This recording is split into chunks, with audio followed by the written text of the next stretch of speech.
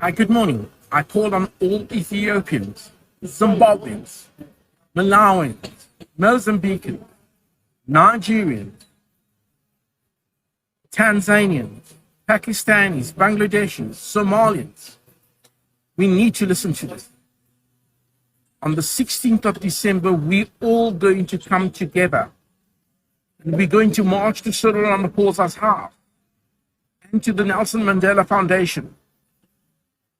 We are going to demand an end to the harassment against our Ethiopian brothers and our brothers that own Spaza shops.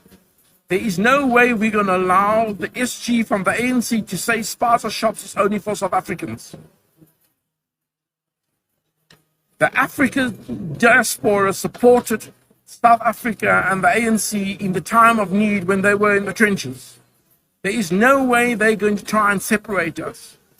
Operation Tudula is a bunch of criminals, and these ladies that's attacking these poor Ethiopians in Naledi is a bunch of lowlives that don't even pay tax.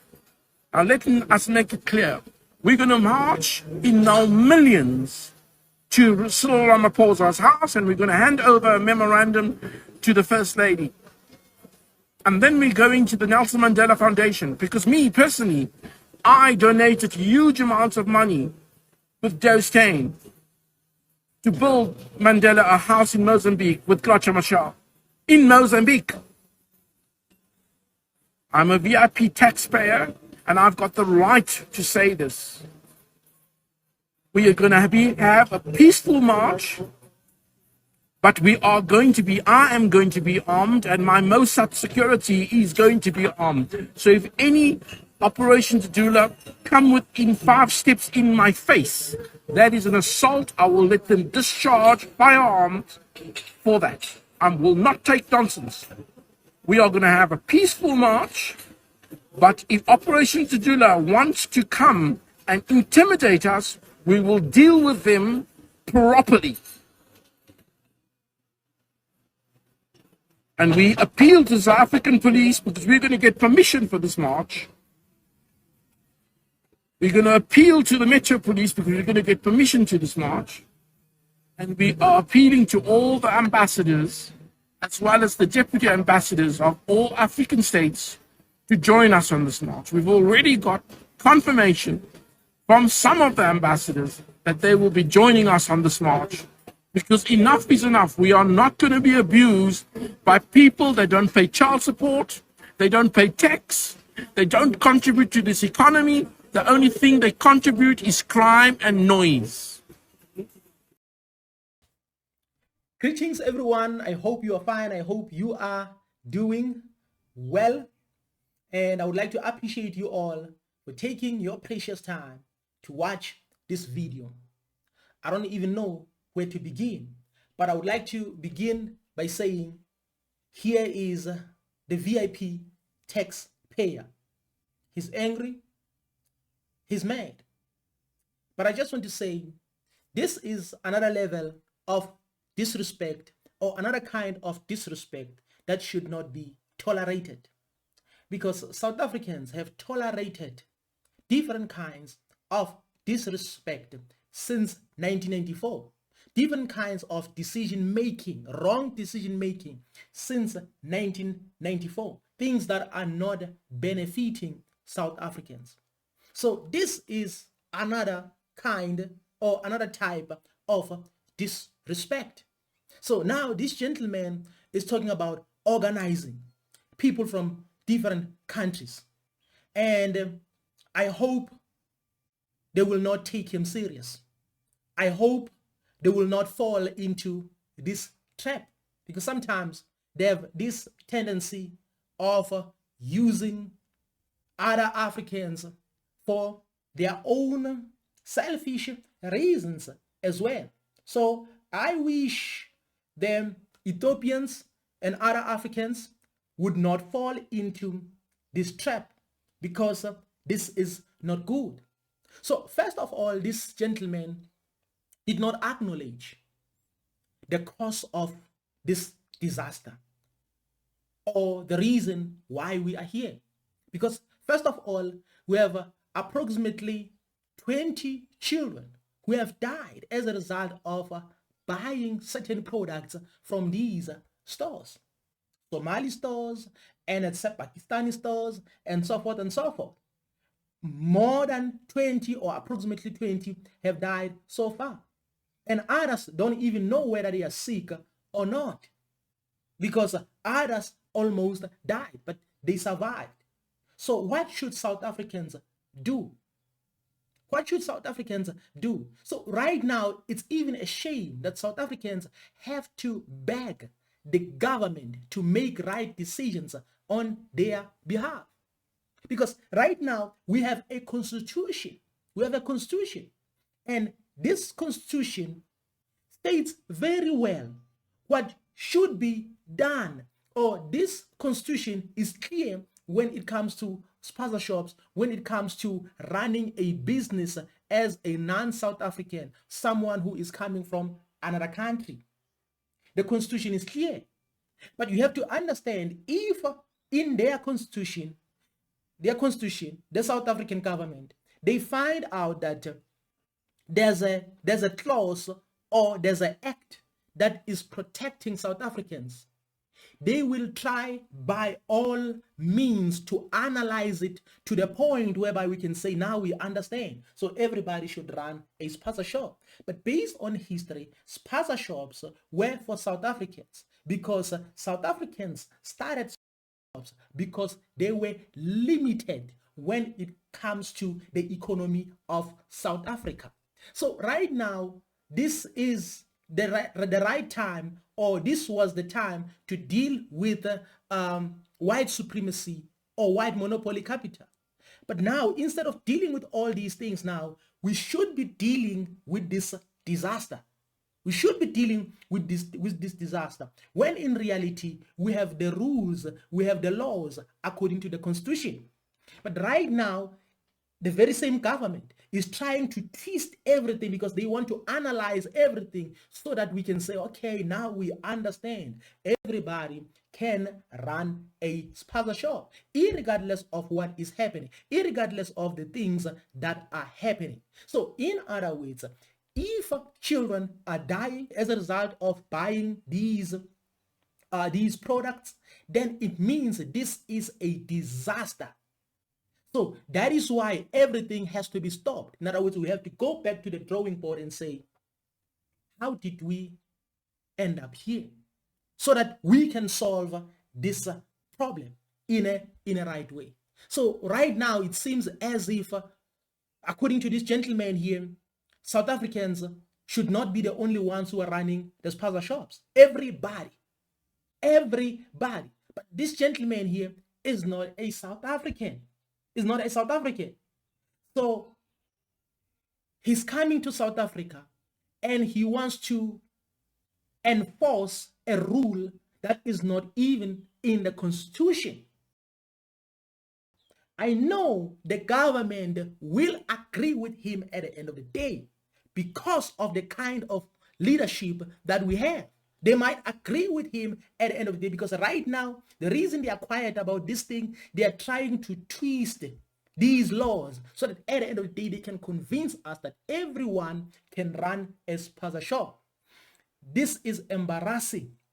This is disrespect from this gentleman here. He didn't say anything about compliance. He didn't say anything about these people selling expired food. He didn't say anything about poor standard. He didn't say anything about them taking advantage of those people who are vulnerable, those people who are poor. He didn't say anything about all those things. He didn't say anything about their challenges, about their weak points, about the things they don't do right. He didn't say anything about that, but he was quick to say, let me organize. I'll organize Ethiopians, Zimbabweans, and etc. and etc. This man here is instigating the war. But when something happens, then they are going to be quick to blame South Africans and say South Africans are xenophobic. Me personally, I'm for African unity. But we have to understand that this is a different battle. This is a different battle. So that is why you have to know fight these battles very well, because one solution cannot be a solution for all of our problems. So that is why this is a different problem. So we have to treat it as such. Is very important, because now we can see that this is a disaster. Children are dying left, right, center, and we are talking about life. We're not talking about chickens. We're not talking about animals. We are talking about human beings here. We're talking about the future. We are talking about people who should be representing us in the future. So if they're dying, what should we do? What should we do? So if someone is going to say, you don't pay tax, you don't pay child support, you are useless, you are involved in crime, what you know is gangsterism, and etc., that particular person is disrespecting you to the core. So this is disrespect. I know there are people who might agree with him, but I don't agree with this man here. Because first of all, you have to know, when it comes to paying tax, even if you are not working, you are still a taxpayer. Because when you buy something from a retail, you are paying tax. It's not necessarily this company that is paying tax. You are the one that is paying tax, because that amount of money, which is tax, is deducted from your sum of money that you use to purchase a certain product or a certain item. So when you buy something, then tax will be deducted. So it is the responsibility of that company to pay tax to SARS. That is why you have to be mad when these companies are not paying tax, because whenever you buy something, there's a VAT. You are paying tax. In other words, all South Africans are paying tax, even if you are not working. So this gentleman here is just a superficial, speaking out of anger and out of arrogance at the same time, and speaking out of disrespect. And this type of disrespect should not be tolerated. Even when it comes to child support, is none of his business, because there are regulatory bodies that have to deal with those people. But here, this is a different problem, and all South Africans are like, we cannot allow this, irregardless of your political position, whether you are EFF, whether you are MK, whether you are maybe ATM, but you can tell that here is a problem. We have a problem of people selling expired food. So if someone is going to call you useless, treat you as a useless person, disrespect you in public just like this, and then still try to sell food to you, then it means that particular person always regards you as someone who is useless. Because of anger, now they show their true colors. They show their true colors, that now you are useless. You don't pay child support. You don't pay tax. In other words, you are useless. But they still expect you to do what?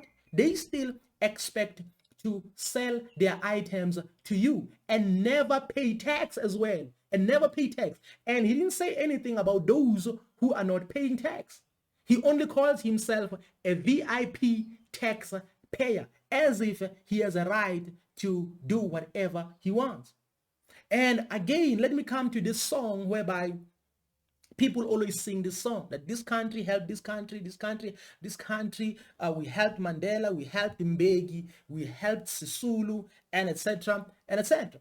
But here is the thing. Right now, as we speak, the very same gentleman cannot go to Zimbabwe and insult the government of Zimbabwe. He cannot go to Namibia and say the same thing. He cannot go to Zambia. He cannot. Why? Because those people have a standard.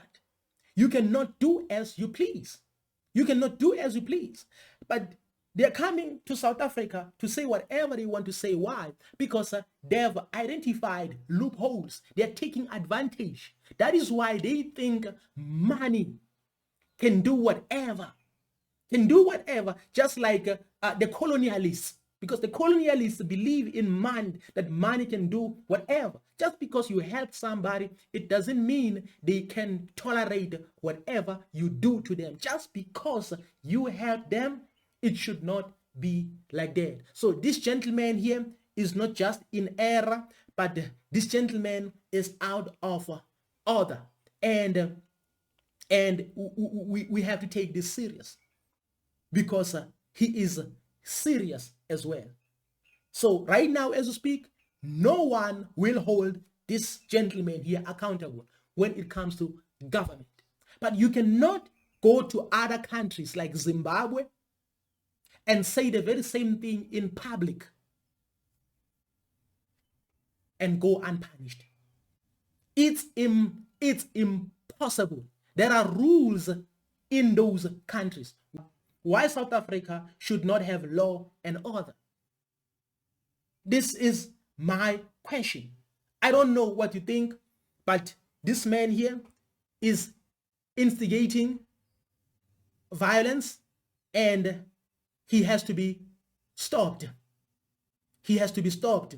And this gentleman here doesn't like South Africans at all. You want to create your business amongst people you don't like? Then obvious, you will most definitely sell expired food.